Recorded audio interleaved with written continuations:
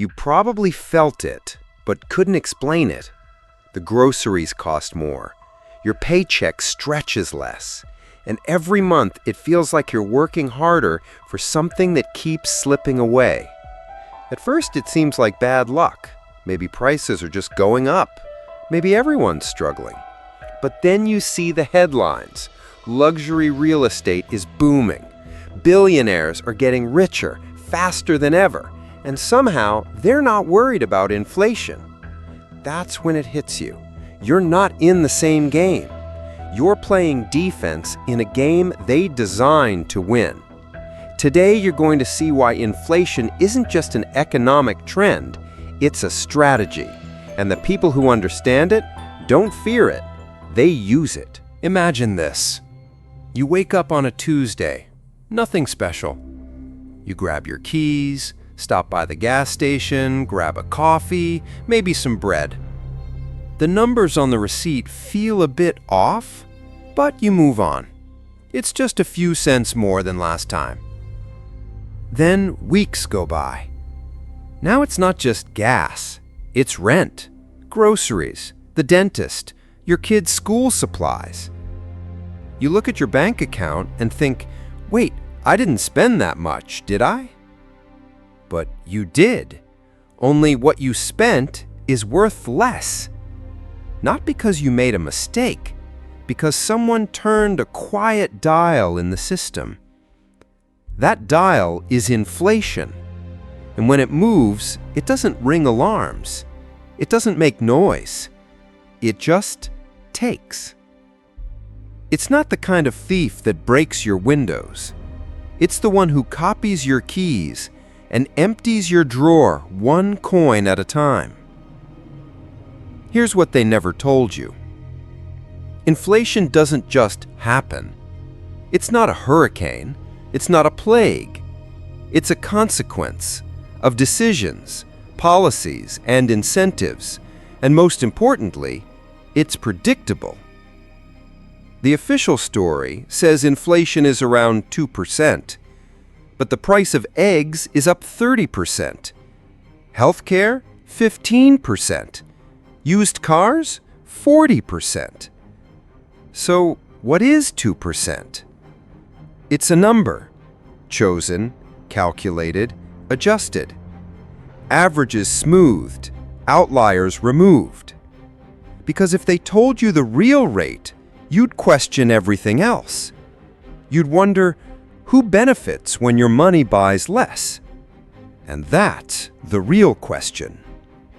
Because in a system where your dollar loses value every year, someone has to be on the other side, gaining as you lose. Think of your salary.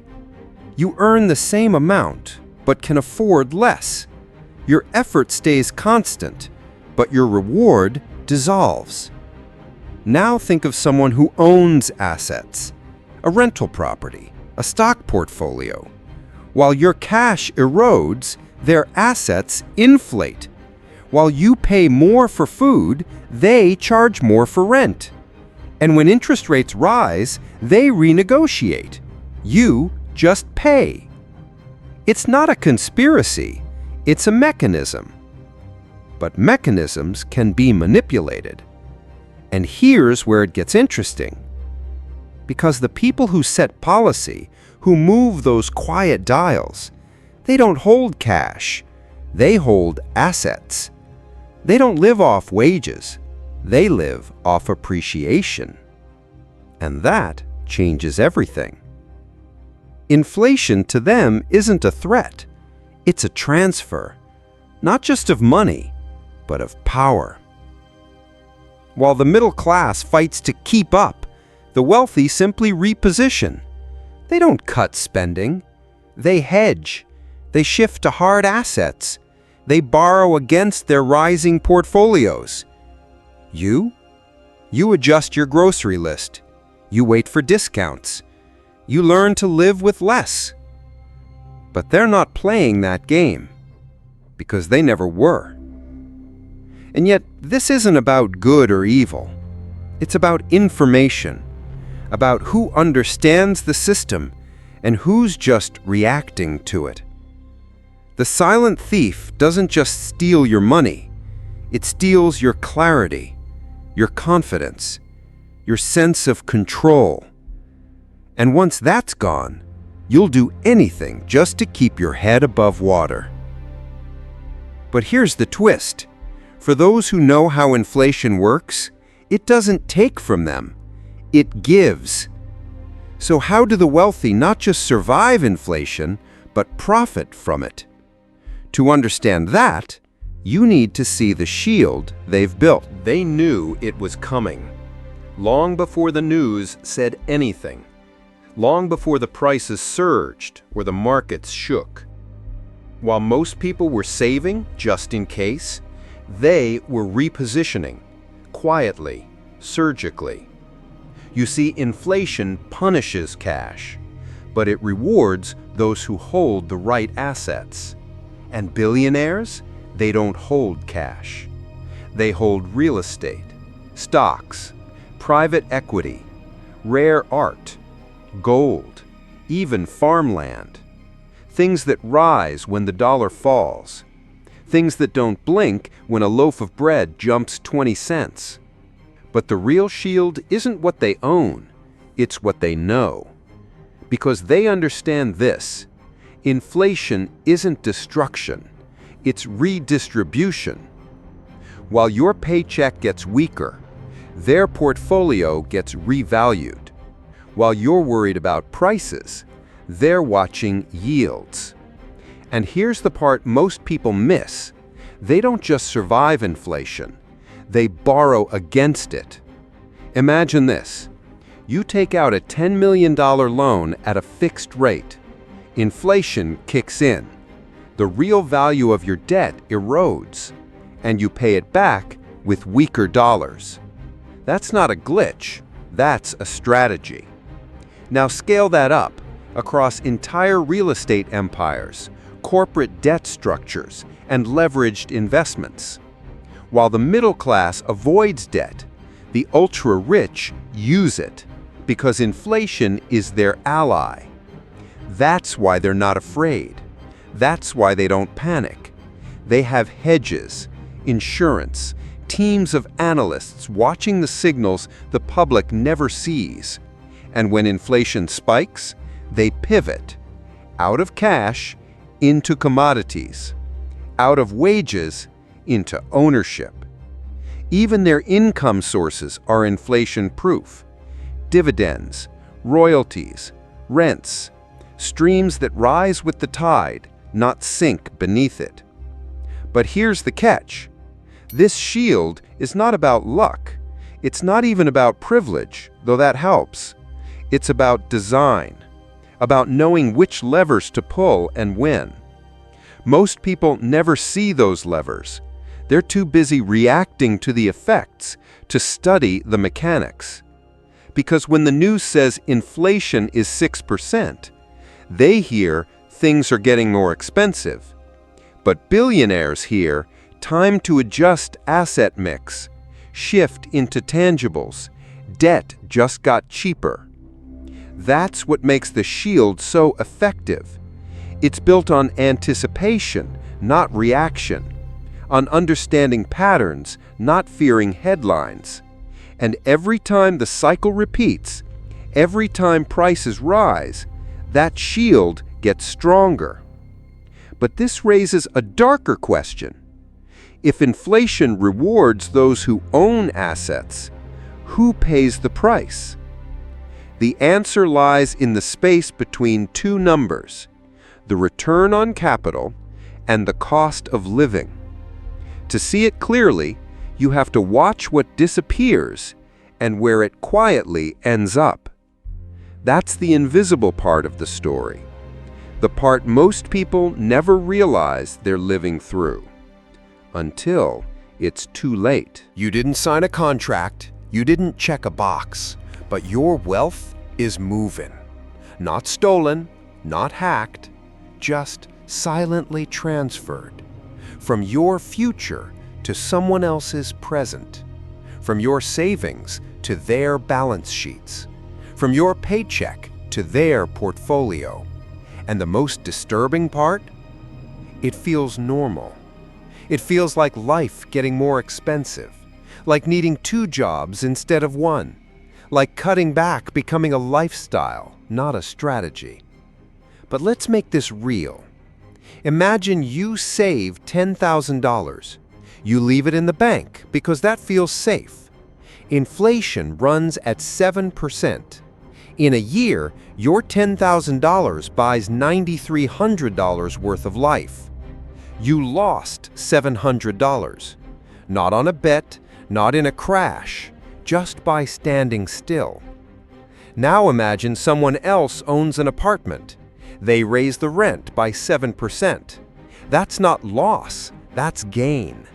Your loss becomes their income. Repeat that across millions of transactions: mortgages, leases, food, fuel, insurance. The system doesn't burn money, it redirects it. And who receives it? Those who own assets, debt, pricing power.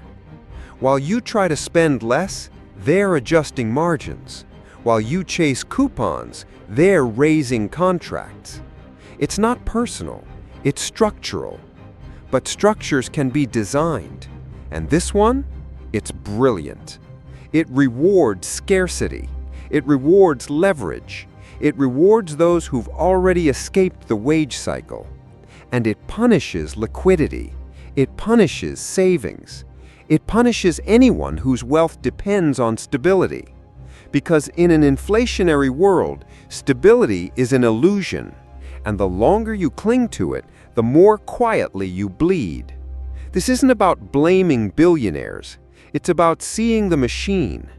Because once you see it, you realize this transfer isn't temporary. It's not accidental. It's embedded.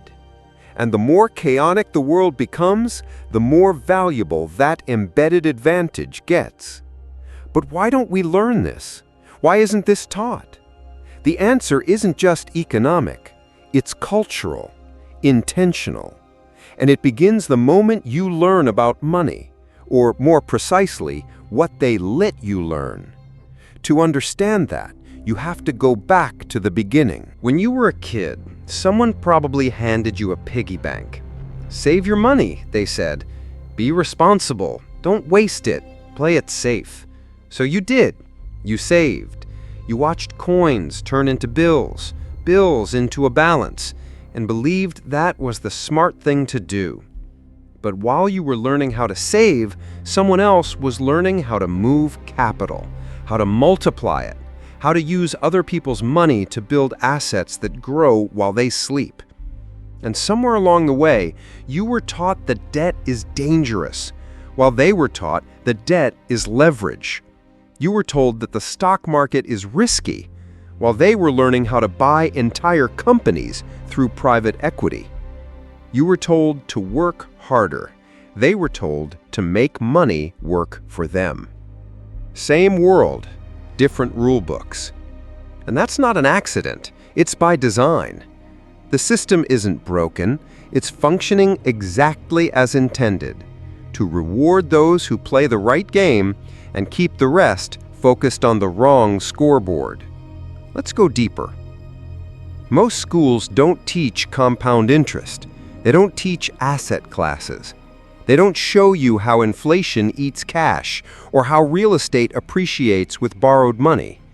They don't show you the tax code, only how to file a return. So while you memorize formulas and deadlines, someone else is memorizing loopholes. And by the time you get your first job, they've already made their first investment. You're trying to save $500 a month. They're trying to acquire assets that cash flow $5,000 a month. You're building income. They're building equity. And when inflation rises, your budget tightens. Theirs expands. Because they've structured their world to absorb inflation and even weaponize it.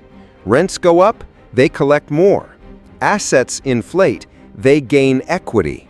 Debt gets cheaper, they refinance and reinvest.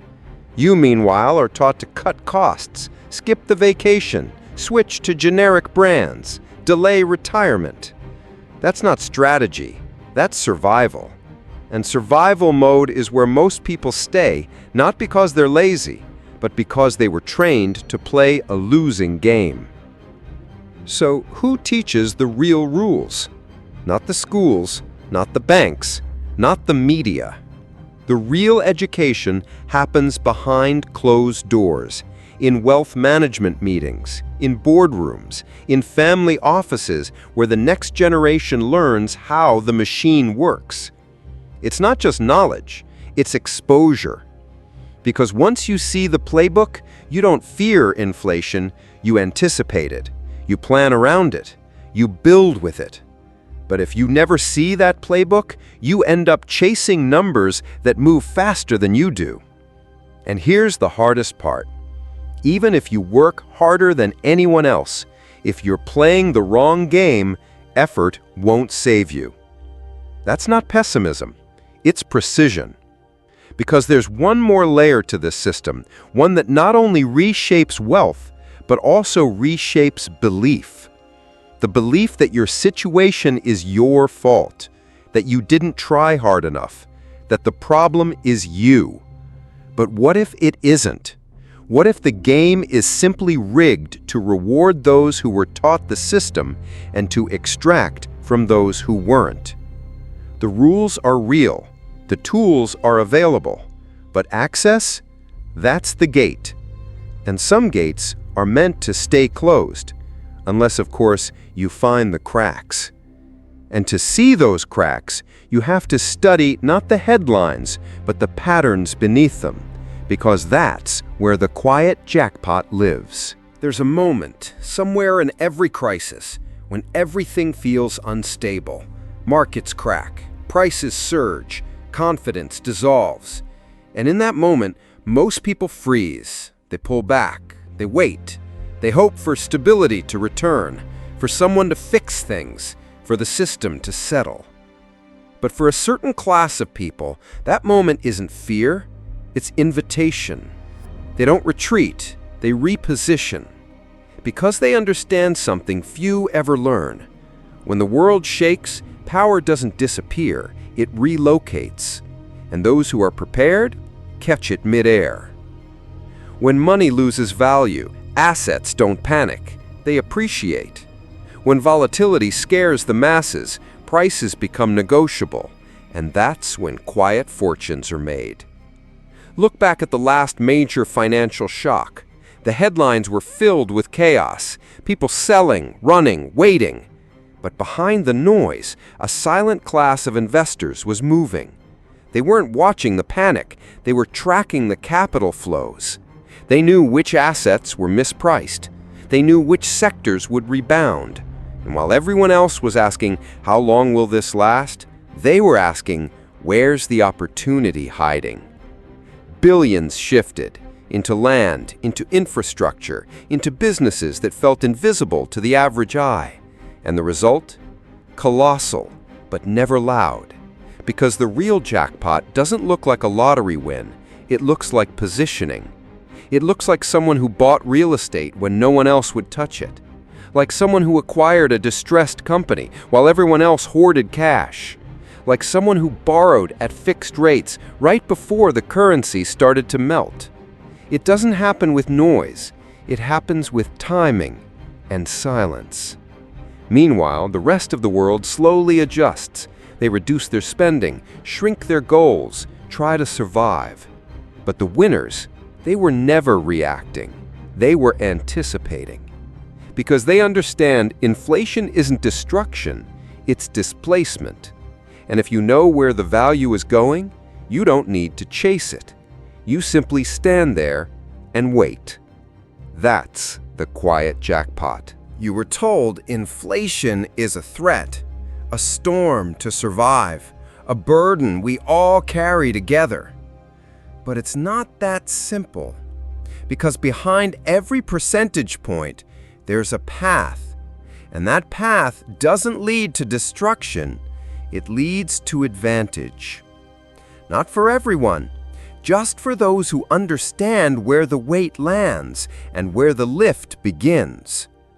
If you follow the trail, from savings accounts to asset bubbles, from central banks to luxury markets, you'll see it.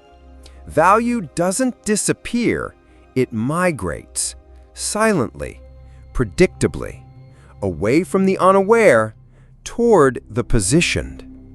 So when someone says inflation hurts everyone, you'll know, somewhere, someone is smiling quietly. Someone is winning. And they'd prefer you never found out why.